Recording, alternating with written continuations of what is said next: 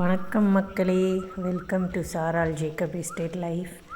நான் வந்துட்டேன் ஸ்ரீலங்காவுக்கு. நேற்று நைட்டு 9 மணி ஆயிடுச்சு நாங்கள் எஸ்டேட்டுக்கு வர. செம்ம டயர்டாக இருந்தது. காலையிலே நான் என்ன பண்ணேன், தோட்டத்தை பார்க்கலான்னு சொல்லிவிட்டு வந்தேன். பார்த்தா ஜம்புக்காய் வாட்டர் ஆப்பிள் மரம் ஃபுல்லாக காய்ச்சிருக்குது. நான் போகிறப்ப பூ பூத்து இருந்துச்சு. இப்போ பார்த்திங்கன்னா நல்லா பழம் இருக்குது. நிறைய அணில் கடித்து கிளி கடித்து சாப்பிட்ருக்கு. சரி, நம்ம ஒன்று எடுத்து சாப்பிட்டு பார்க்கலாமேன்ட்டு வந்தேன். எல்லா பழமும் ரொம்ப ஹைட்டில் இருக்குது.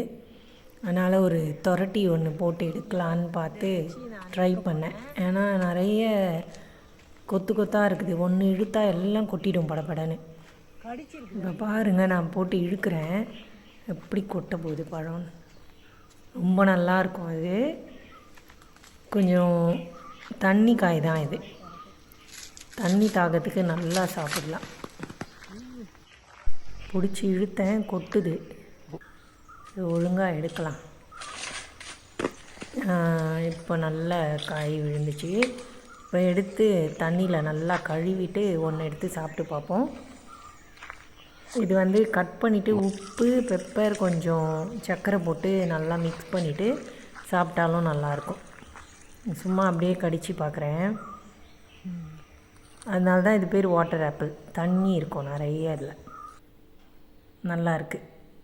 பெரிய காய் இது. இப்படி தான் பழம் கீழே கொட்டி கிடக்கும்.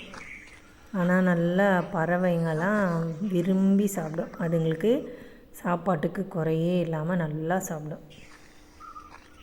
வாங்க அப்படியே போய் பார்ப்போம். வீட்டுக்கு எதிர்க்கவும் கொஞ்சம் பப்பாயா கன்று வச்சுருக்குறாங்க. நல்லா தான் வளர்ந்துருக்குது. இங்கேயே தண்ணி ஊற்றி நல்லா பார்த்துக்குறாங்க. இதுலேயும் பழம் வந்துச்சுன்னா நம்ம அப்படியே எடுத்துக்கலாம் ஈஸியாக. இங்கே பாருங்கள், சில இலலாம் பழுத்துருக்குது. மழை கொஞ்சம் இருந்ததுனால அப்படி இருக்கும் போல். அப்படியே உள்ள டனலுக்குள்ளே போகலாம். உருளைக்கிழங்கு போட்டிருக்குறாங்க. இங்கே பாருங்கள், பேக்குள்ளே நல்லா வளர்ந்துருக்குது. எவ்வளோ கிழங்கு வருதுன்னு பார்க்கலாம். நல்லா பெரிய பேக் தான் இது. குட்டி பேபி பொட்டேட்டோ மாதிரி கூட வரலாம் சில நேரத்தில்.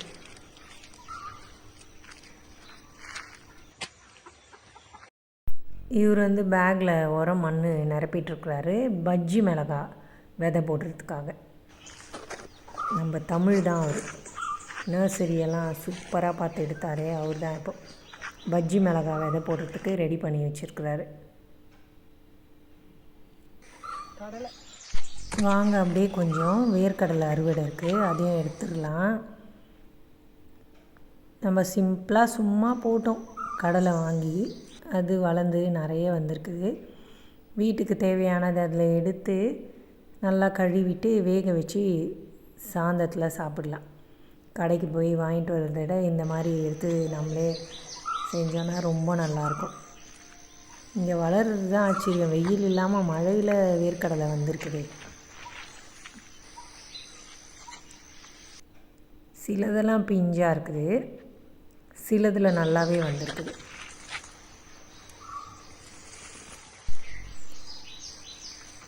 எல்லாத்தையும் எடுத்துகிட்டு போகிறோம். இது முடியுது காலம், அவ்வளோதான். இதுக்கப்புறம் விடக்கூடாது. எல்லாம் அறுவடை செஞ்சு நல்லா கழுவிட்டு எடுத்துடலாம். இன்றைக்கி இதை வேக போட்டு சாப்பிட போகிறோம். என் கூட சேர்ந்து தமிழும் அறுவடை செய்கிறாரு.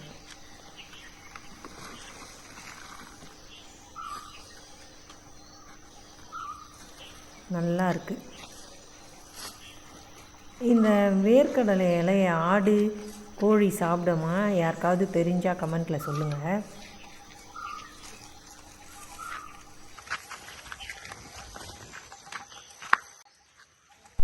அறுவடை முடிந்து விட்டது. இப்போ எல்லா வேர்க்கடலையும் எடுத்துகிட்டு போயிட்டு அது தனித்தனியாக அந்த செடியிலேருந்து எடுத்து கழுவிட்டு அதுக்கப்புறம் நம்ம வேக போட்டு சாப்பிடலாம். பச்சை வேர்க்கடலையே வேக போட்டால் ஈஸியாக வெந்துடும். சாப்பிடவும் நல்லா டேஸ்ட்டாக இருக்கும். இப்போது நானும் தமிழும் அந்த கடலையெல்லாம் செடியிலேருந்து தனித்தனியாக எடுக்க போகிறோம். எடுத்துகிட்டு ஒரு பக்கெட்டில் போட்டு நல்லா கழுவிட்டு மண்ணெல்லாம் வந்துடும். அதுக்கப்புறம் நம்ம வீட்டுக்கு எடுத்துகிட்டு போயிடலாம்.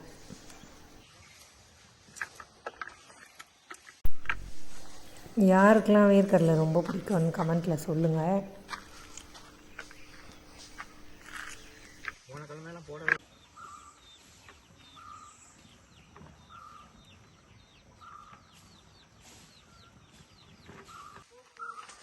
பூ பறித்து ரொம்ப நாள் ஆச்சு தோட்டத்துலேருந்து. பட்டன் ரோஸ் மாதிரி சின்ன லைட் பிங்க் கலர் ரொம்ப அழகாக இருந்துச்சு. அதனால் 2 பூ பறிச்சுக்கிறேன்.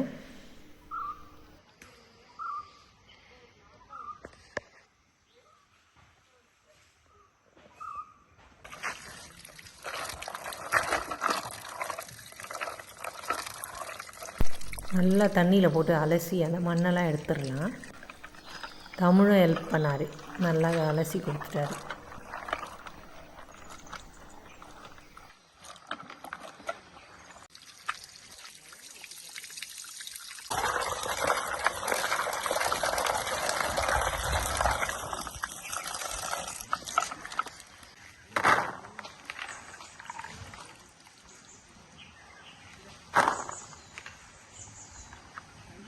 கொஞ்சம் கடலை தான் விதைச்சோம், எவ்வளோ வேர்க்கடலை கிடச்சிருக்குது பார்த்தீங்களா.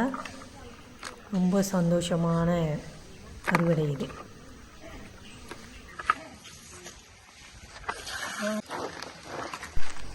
அவ்வளோதான், ஃபைனலாக இவ்வளோ வேர்க்கடலை கிடச்சிது. கொண்டு போகிறேன். என் தலையில் இருக்கிற பூவை பார்த்தீங்களா, நைஸாக அப்படியே வீடியோவில் காட்டுறாங்க. இந்த வீடியோ பிடிச்சா சேனலை சப்ஸ்கிரைப் பண்ணிக்கோங்க மக்களே. சாப்பிட்டு பார்ப்போம். நல்லா இருக்குது, நல்லா சாப்பிட. இப்போ சாதத்துக்கு வேக போட்டு சாப்பிட்டா சூப்பராக இருக்கும்.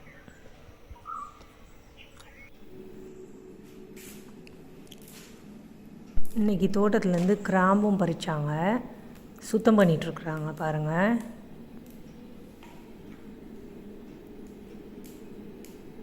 இது தனித்தனியாக அதுலேருந்து எடுக்கணும். அந்த காம்பையும் வச்சுப்பாங்க, யூஸ் பண்ணலாம். அதை காய போட்டு பவுடர் பண்ணி அதையும் மசாலா மாதிரி யூஸ் பண்ணுவாங்க. இதை தனித்தனியாக எடுத்துகிட்டு வெயிலில் காய போடணும். நல்லா ப்ரௌன் கலர் ஆனதுக்கப்புறம் நம்ம யூஸ் பண்ணிக்கலாம். இங்கே பாருங்கள் எப்படி இருக்குது. இதை அப்படியே எடுப்பாங்க.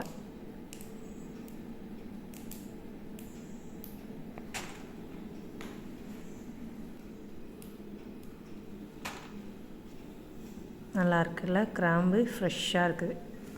இது பேர் நெட்டின்னு சொல்லுவாங்க. அந்த காம்பெல்லாம் தனியாக ஒதுக்கிட்டு, அதுவும் வேஸ்ட்டு கிடையாது, அதுவும் காய வச்சு யூஸ் பண்ணலாம். இதெல்லாம் இவங்க இப்படியே உக்காந்து சுத்தம் பண்ணிகிட்ருப்பாங்க பொறுமையாக, நம்ம ஆண்டி.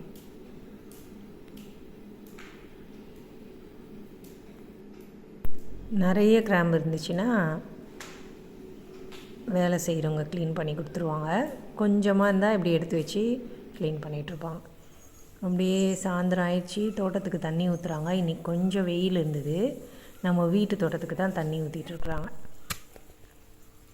மாங்காய் இஞ்சி, இல்லை இஞ்சி மாங்கான்னு சொல்லுவாங்களே, அதுதான் இப்போ தோண்டி எடுக்கிறாங்க. ஒரு பெரிய கிழங்கு இருக்குது. இதில் ஊறுகாயெலாம் போடலாம், ரொம்ப நல்லாயிருக்கும். இந்த மாங்காய் டேஸ்ட்டோடு இஞ்சி டேஸ்ட்டோடு இருக்கும். பாருங்கள் எவ்வளோ பெருசு கிடச்சிருக்குது. யாருக்கெல்லாம் தெரியும்னு சொல்லுங்கள். இது நல்லா ஊறுகாய் போட்டால் நல்லாயிருக்கும் சாப்பிட. அப்படியே மாங்காய் டேஸ்ட் இஞ்சி டேஸ்ட்டோடு இருக்கும். வாசனையாக இருக்குது. இது தோண்டி எடுக்கும் போதே ஸ்மெல் பண்ணி பார்த்தா அப்படியே அந்த மாங்காய் ஸ்மெல்லோடு இருக்கும். இன்றைக்கி வீடியோ அவ்வளோதான் மக்களே. இந்த வீடியோ பிடிச்சிதுன்னா சேனலை சப்ஸ்கிரைப் பண்ணிக்கோங்க. எனக்கு சப்போர்ட் பண்ணி எனக்கு சப்ஸ்கிரைப் பண்ண எல்லாருக்கும் ரொம்ப ரொம்ப நன்றி மக்களே. Thank you so much.